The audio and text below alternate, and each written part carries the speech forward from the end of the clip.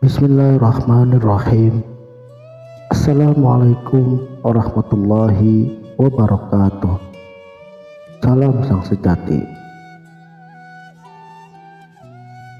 Anda mungkin pernah bertanya-tanya, mengapa wajah Rasulullah Muhammad Shallallahu Alaihi Wasallam tidak bisa atau tidak boleh untuk digambar?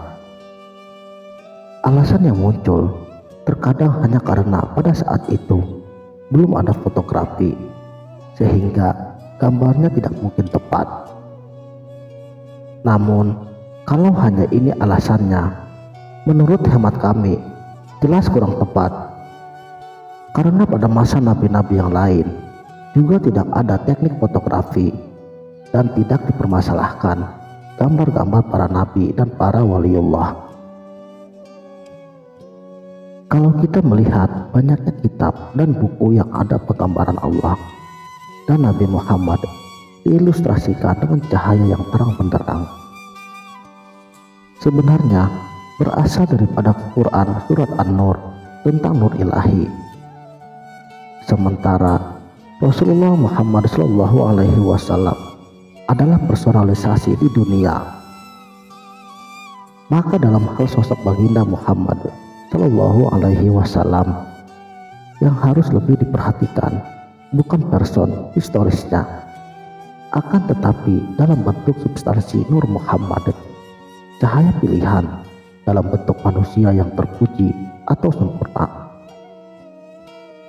Karena justru dengan norma Rasulullah Muhammad Shallallahu Alaihi Wasallam, maka person historis Nabi Muhammad Shallallahu Alaihi Wasallam bermakrifat secara musyahadah dan dengan mata telanjang, serta dengan cahaya makrifat Nabi Muhammad, seluruh makhluk dapat mengenali melalui keutamaannya yang mengungguli seluruh makhluknya. Mereka memberikan pengakuan jelas. Menurut Syekh Abdul Qadir Al-Jailani, Nur Muhammad merupakan ciptaan pertama dan paling utama Allah yang diciptakan daripada nur Allah, atau janjinya sendiri, atau memang cahaya khusus yang dikaruniakan Allah sendiri untuk merujuk pada keutamaan dan kemuliaannya sebagai al-insan al-kamil. Dalam kaitannya bahwa Nabi Muhammad Shallallahu Alaihi Wasallam hakikatnya bukan sosok historis yang harus dirujuk, maka asma Muhammad bukanlah nama asal Rasulullah yang agung ini. Baginda Muhammad adalah nama dunianya, di mana-mana aslinya sejak kecil. Beliau adalah Ahmad, sosok yang penuh dengan sifat yang terpuji.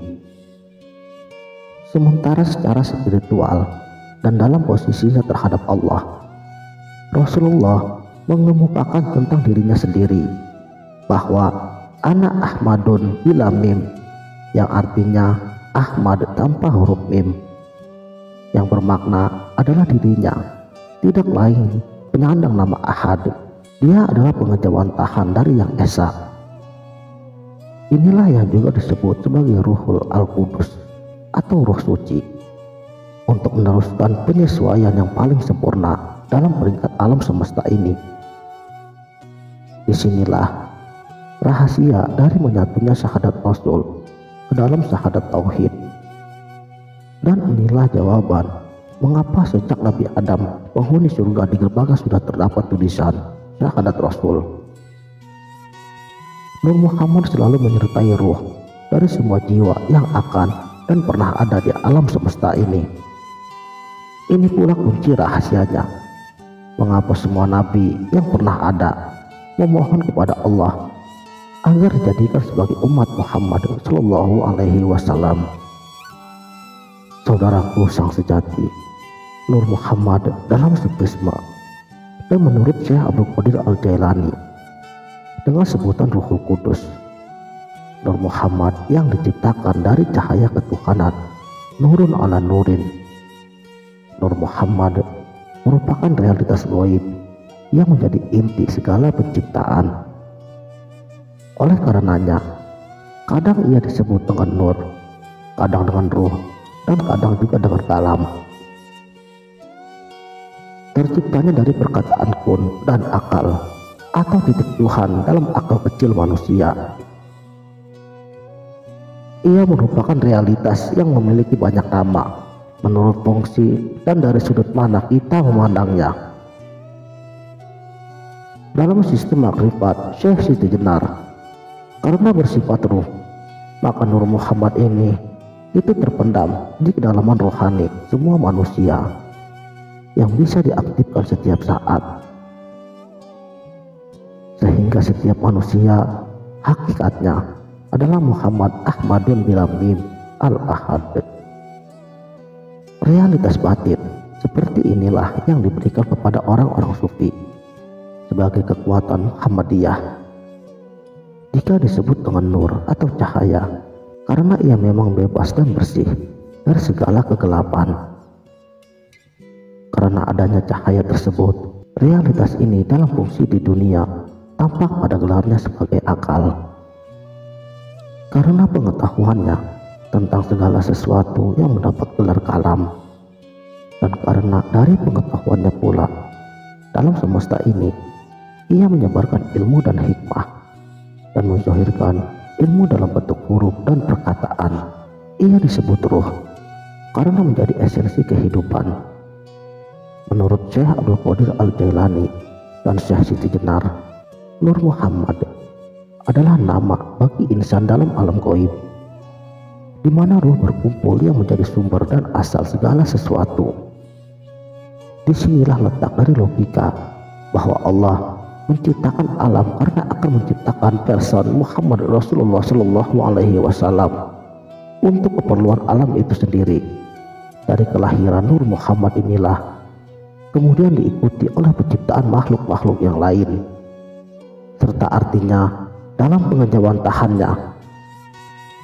Menurut Syekh Abdul Qadir Al-Jailani, Allah kemudian menurunkan nur dari tempat asal kejadiannya, yaitu alam lahut, ke alam asma Allah, yaitu suatu alam penciptaan sifat-sifat Allah dan alam akal ruh semesta. Kemudian diturunkan ke alam malakut untuk dipakaikan busana jasad, lalu diturunkan kembali ke alam ajsam yang terjadi daripada unsur api, air, udara, dan tanah. Disitulah diberi bentuk jasmaniah beserta nafsunya. Setelah mengalami badanisasi, ia mulai kehilangan nur. Ia melupakan asal perjanjian azalinya dengan Allah. Namun Allah juga tetap memberikan bekal untuknya kembali dalam bentuk mata hati atau basyirah yang menjadi gerbang bagi gerak bebas Allah, yaitu ruh al-idhati sebagai mursyid setiap jiwa. Hanya saja basyirah ini akan berfungsi optimal kalau seseorang selalu berada dalam takluknya kepada Allah. Dengan hasil inilah ia akan sanggup untuk menembus kabut alam gaib, menyibak segala hijab-hijab yang menjadi penghalangnya untuk kembali kepada Allah. Orang yang telah memfungsikan basyirahnya serta mendayagunakan ruh al-Muhammadnya, lokus perjalanan spiritualnya, maka ia akan sanggup menembus semesta, karena letak Nur Muhammad itu sendiri berada di atas langit ketujuh, berada dalam arsinya yang menyatu bersanding dengan Allah sendiri.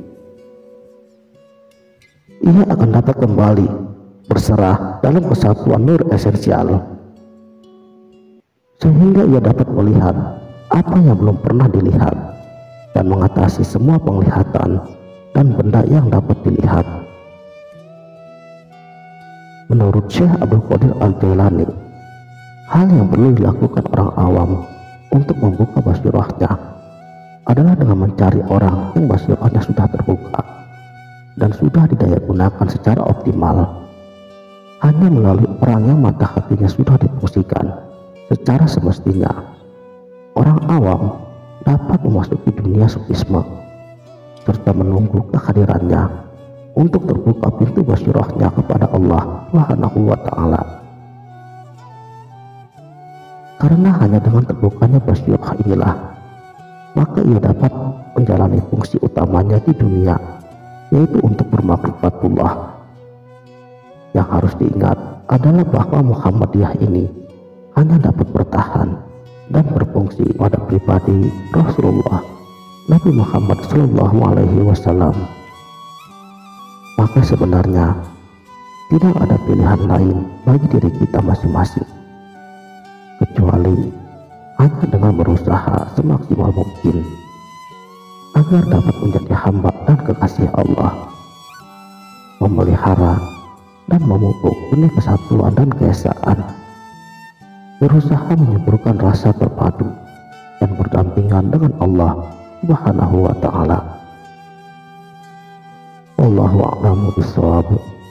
Sekianlah, semoga bermanfaat. Wassalamualaikum warahmatullahi wabarakatuh.